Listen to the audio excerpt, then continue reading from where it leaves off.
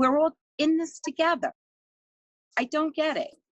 I don't get it. And I was the appropriate distance, but even then in my mind, I kept thinking, this is not far enough apart. I mean, just the way the structure of the grocery store did not allow me to be as far apart as I wanted to be from the person checking me out. And even the cashiers, they step back when the customer's paying because they're so close to each other, and they kind of step back a little bit while they're paying. Given what you've gone through, do you think you'll continue to work in the store? Well, I'm here 41 years, so I'm almost at the end of my time, so I don't think I'm going anywhere. Hamidah, let me bring you in.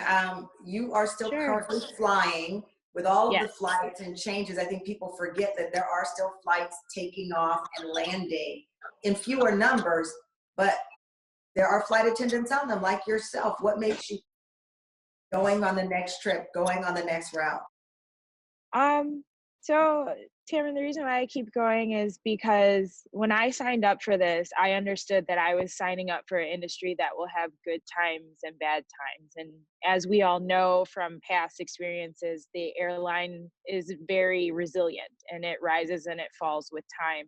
And just my attitude is I'm not going to just fly when it's only for the good times. I'm going to be out there even during the rough times, and it wouldn't sit right in my soul if I chose to just step away. I want to be here to support these people that still need to fly. Hamidah, do you think that people should still be flying from what you know and what you've seen?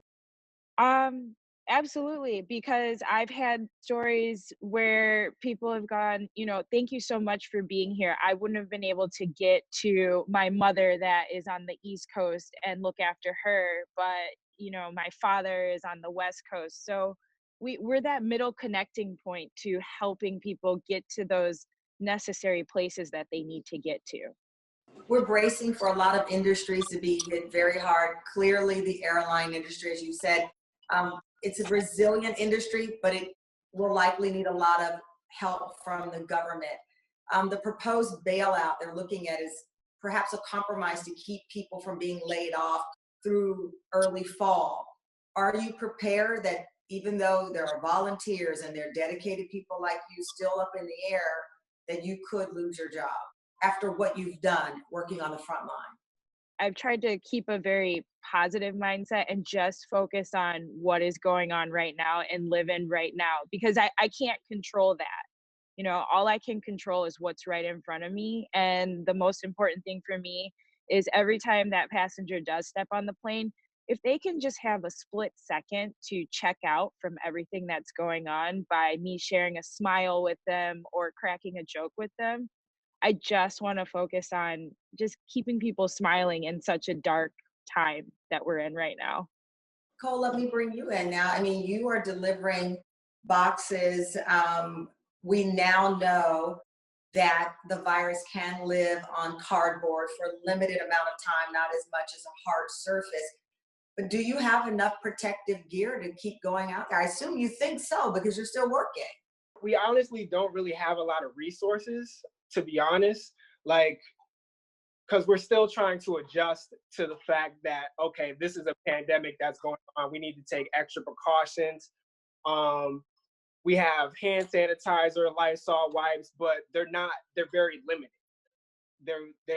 We can only have some one day, and then the next day we have absolutely nothing. So and why do you keep going to work? I mean, what keeps you going? I know you got to pay the bill, so don't get me wrong, I understand.